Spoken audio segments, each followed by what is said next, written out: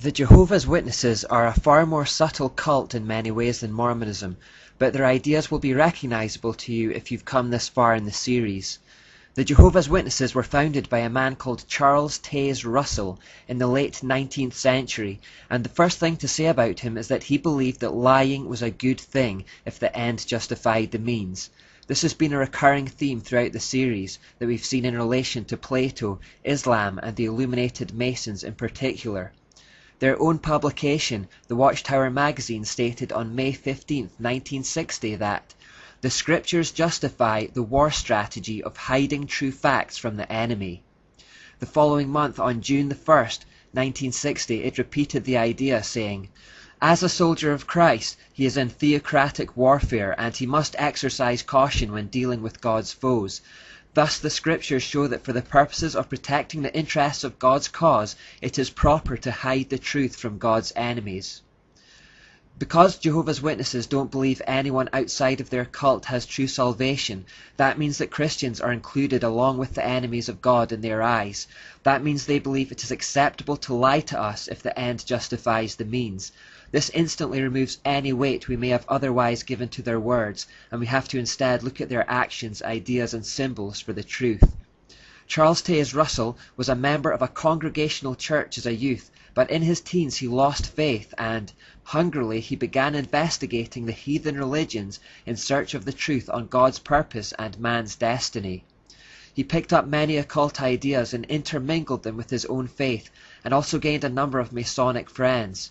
Although there is much debate about how involved he was with Freemasonry and whether he was a Mason himself, what is clear is that he exalted Masonic beliefs and used occult images in his own publications.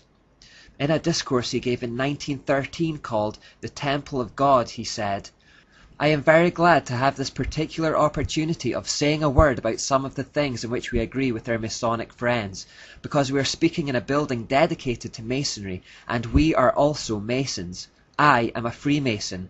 I am a free and accepted Mason, if I may carry the matter to its full length, because that is what our Masonic brethren like to tell us, that they are free and accepted Masons. That is their style of putting it. I trust we all are, but not just after the style of our Masonic brethren. We have no quarrel with them. I'm not going to say a word against Freemasons. In fact, some of my very dear friends are Masons, and I can appreciate that there are certain very precious truths that are held in part by our Masonic friends. I have talked to them at times, and they have said, how do you know about all of these things? We thought nobody knew anything about these things except those who had access to the very highest logic. Russell went on to use a Masonic name for God, saying, I had been in conference with the great master workman, the Lord himself, and I have secret information. And so, if we talk to our Masonic friends about the temple and its meaning, and about being good Masons, and about the Great Pyramid, which is the very emblem they use, and what the Great Pyramid signifies, our Masonic friends are astonished. We are going to discuss free and accepted Masonry, the Bible Masonry, my dear friends. In both those quotations, his Masonic friends seem surprised that Charles Russell knows the same information they do. This goes further when Russell says, you know our order is so secret we cannot know each other always.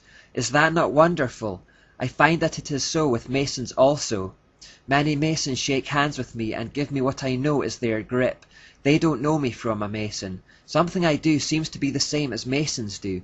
I don't know what it is, but they often give me all kinds of grips and I give them back. Then I tell them I don't know anything about it except just a few grips that have come to me naturally. Russell seems to be saying that somehow he knows about Freemasonry, but he doesn't know how he knows. It just comes naturally to him. But he then goes on to say that he, in fact, knows more about occult things than Freemasons themselves do. Do our Masonic friends understand something about the temple and being Knights Templar and so on? We more. This next quotation from that discourse is very telling indeed. Blessed are your eyes, for they see. Not everybody has the hearing ear and the seeing eye. It is only those who have come into this divine Masonry that have the spiritual insight and the spiritual guidance, and may know the things that are freely given to us. It is something that is freely given to one class and not intended for anyone else. Russell therefore had no problems in his followers joining Masonry, saying, If you feel that you want to become a member of the free and accepted order of Masonry and do not feel free and Masonic enough as a follower of Christ, God bless you. Use your own judgment. That is yours to decide, not mine.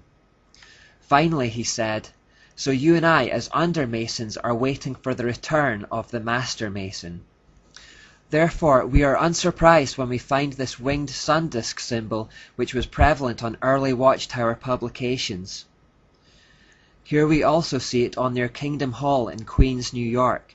I am led to believe that this too has recently been taken down as it was starting to cause too much controversy.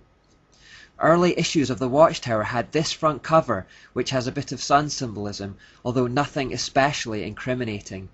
The Watchtower with the illuminating light coming from the top also hints at the old Babylonian tower theme, but it's presented as a kind of lighthouse rather than a ziggurat. This seems to me to be the subtlety of the Jehovah's Witnesses. It's like Russell was constantly hinting at occult ideas and dancing around them, but disguising them or distancing himself just enough for them to avoid incrimination. Further research will tell you that the other symbols here, particularly the cross and crown, may have deeper meanings, but because they're not connected to anything I've covered so far, I'll bypass them and leave you to do your own investigation there.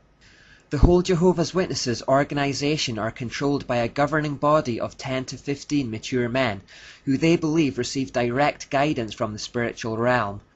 The governing body then instructs the followers through the pages of the Watchtower publications, and these decrees are enforced by elders within local assemblies. We're basically talking about a power hierarchy here, where those at the top claim spiritual authority to enforce their temporal authority. Jehovah's Witnesses are taught that Scripture alone is insufficient to understand the things of God, and that they need the teachings of the governing body as passed down through the Watchtower to properly understand the Bible. They say, Jehovah God has also provided his visible organization, his faithful and discreet slave, made up of spirit-anointed ones. Unless we are in touch with this channel of communication that God is using, we will not progress along the road to life, no matter how much Bible reading we do. They teach that people are not to think for themselves, but are to rely upon this hierarchy for true knowledge, saying, but a spirit of independent thinking does not prevail in God's organization, and we have sound reasons for confidence in the men taking the lead among us. There are similarities here to the Catholic Church and all the pagan hierarchies, in that they try to keep control by teaching their followers to develop a dependency on the hierarchy for truth, and not to think for themselves. Also, like Catholicism, they strengthen that control by saying that if anyone goes against their teaching, they will be removed from the fellowship and therefore will lose their salvation.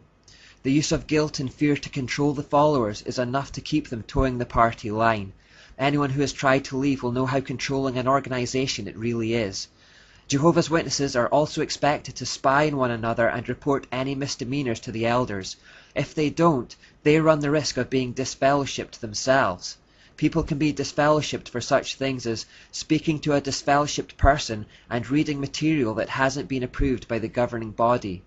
So in that we see the same old attempts to keep a firm grip on the information flows. Those information flows say that Jesus Christ is not God. Jesus Christ is a created being. The Archangel Michael is a god. That Christ's body was not resurrected, and that the Christian Church is not preaching the gospel. Why do the Jehovah's Witnesses have so many doctrines that are in common with the doctrines of demons? Well, as I mentioned, their governing body believes it is experiencing direction from the spiritual realm. They believe that direction to be angelic. Vindication, Volume 3 says, the heavenly messengers are angels of the Lord, now used by the Lord in behalf of the remnant. These angels are invisible to human eyes and are there to carry out the orders of the Lord. No doubt they first hear the instruction which the Lord issues to his remnant, and then these invisible messengers pass such instruction on to the remnant. Raymond Franz, an ex-member of the governing body, confirmed in his book, Crisis of Conscience, that they made decisions not on the Bible or by prayer, but by this angelic direction. They claim these angels also direct the writing of the Watchtower magazine. The Lord used the Watchtower to announce these truths. Doubtless he used his invisible deputies to have much to do with it. On top of this, they practiced necromancy, communication with the dead, as they claimed that Charles Russell continued to contact them after death to guide the organization. Though Pastor Russell has passed beyond the veil, he is still managing every feature of the harvest work. We hold that he supervises, by the Lord's arrangement, the work yet to be done. Also, hence our dear pastor, now in glory, is without doubt manifesting a keen interest in the harvest work, and is permitted by the Lord to exercise some strong influence thereupon. The Watchtower has made numerous false prophecies and set wrong dates that have come and gone. They have mistranslated the Bible, endorsed things like numerology, spiritism, necromancy, astrology, and masonry. Clearly, whatever they are in contact with is not from God. Finally, this is a close-up of the inscription on Charles Taze Russell's grave. You may be surprised to see what kind of shape this grave takes. What is also significant is that there's a building in the background, and if we were to walk down the slope to the foot of the flagpole, we would see this. This is the Greater Pittsburgh Masonic Center. I need to keep repeating that no human beings are our enemies, and that these individual organizations are not our enemies. Keep looking beyond the princes of Tyre to see the King of Tyre. Our enemies are spiritual, not physical.